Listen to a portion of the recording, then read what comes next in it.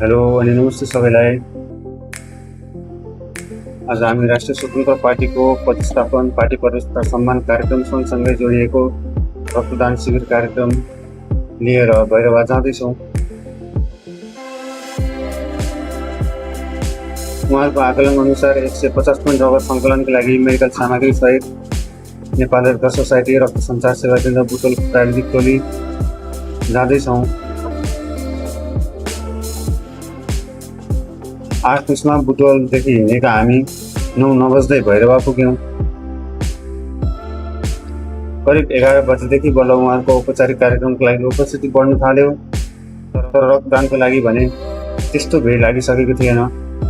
रक्तदाताको उपस्थिति त खासै थिएन, तर पनि हामीले हाम्रो तयारी सक्यौँ र रक्तदान शिविरलाई तयार गऱ्यौँ।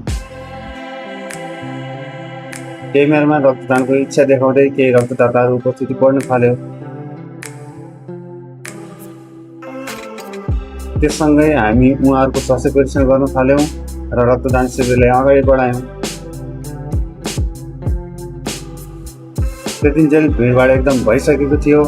भित्र सभामा औपचारिक कार्यक्रम चलेको थियो भने बाहिर रक्तदान शिविर सँगसँगै दन्त शिविर पनि चलिरहेको थियो।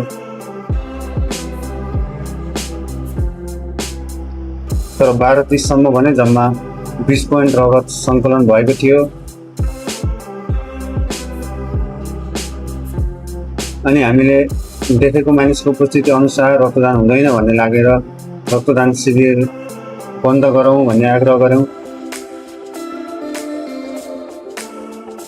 तर आयोजकको इच्छा अनुसार 2 बजीसम्म हामी 34 पोइन्ट रगत सङ्कलन गर्न सफल भयौँ।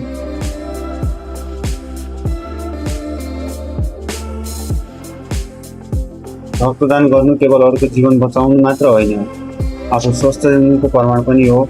त्यसैले प्रत्येक 90 दिनमा रक्तदान गरी कसैको जीवन बचाऊ अनि आफू पनि स्वस्थ जीवन बाँचौँ।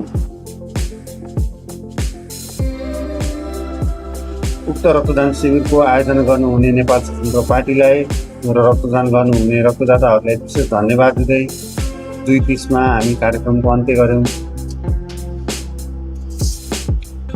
भैरवाको गर्मीको कारण रक्ततत्व बिग्रिन्छ कि भन्ने डरले हामीले सकेसम्म छिटो रक्त सञ्चार सेवा केन्द्र बुटोल पुर्याउनु पर्छ भनेर हामी बुटोलको यात्रातर्फ अगाडि बढ्यौँ।